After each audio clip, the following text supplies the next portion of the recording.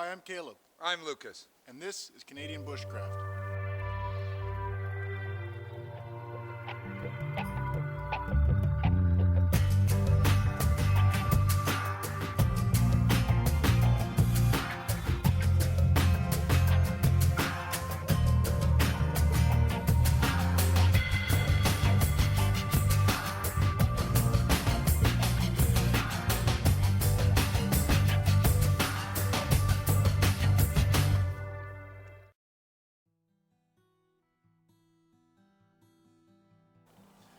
A lot of people that have used traditional flint and steel already realize that they need a small tinder to start the coal.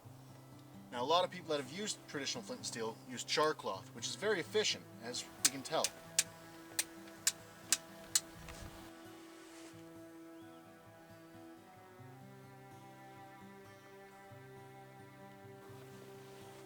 However, char cloth has to be pre-made before you go into the wilderness if you want to start your first fire with it. In this video, we're going to discuss one certain tinder that grows naturally in the wilderness that you can use to start your fires with. Now, this is tinder fungus. It's growing on a young birch tree here. However, it'll grow even on large adult birch trees. The key to it is it'll grow only on a live birch tree. Once it dies, the tinder fungus dies as well. Now, this particular tinder fungus is True Tinder Fungus. Its scientific name is Inonotus Obliquus. At least that's how I pronounce it.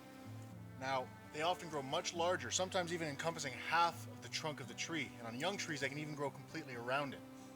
And this is what we're going to make our fire with. Now, the outside of True Tinder Fungus is black. And the reason for that is a naturally occurring chemical that's even found in human skin. And what it's there for is to protect the fungus from sun as well as other fungi. However, if you break it off the tree, the inside is a nice dark brown. And as it dries, it gets a nice corky texture as well as a light color to it. In areas that is near the core where it's much denser and much more damp, it's going to remain dark. It's that light corky texture that we want to start our fires with. Now, although throughout most of the year you're going to have to dry this out in your garage or on a shelf or in your shelter, on certain occasions in dry spells during the winter time and in the summertime, you can actually find it naturally dry. Due to that, you can just simply take your piece of flint, put it on the bottom of this, strike a spark, and it'll land in there. And once it starts to glow, this one piece of tinder fungus becomes one large chunk of coal. And it starts to glow just like a charcoal. However, in certain situations you want to make it a little easier. So, you'd always break off a piece and keep them in your kit. Those can be easily transportable, maneuvered, and used. Put them into tinder bundles and used to blow into flame. Other occasions when it's becoming a little bit more difficult, you can actually grind it against a rock or another piece of tinder fungus and make a powder. And that powder will become almost like a bow drill coal, starting from a bunch of powder but glowing and coalescence into one piece. Due to that, you can move this into one tinder bundle and blow it into flame. Now, we're going to first demonstrate this with the modern fire steel.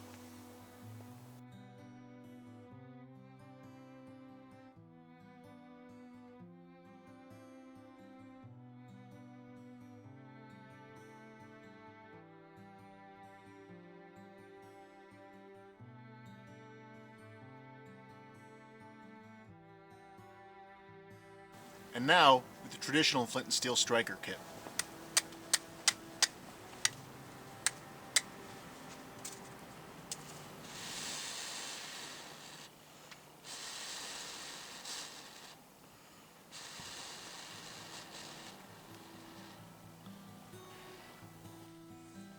Now, as it is now, we can use this big glowing coal to start a small fire or even cook food with.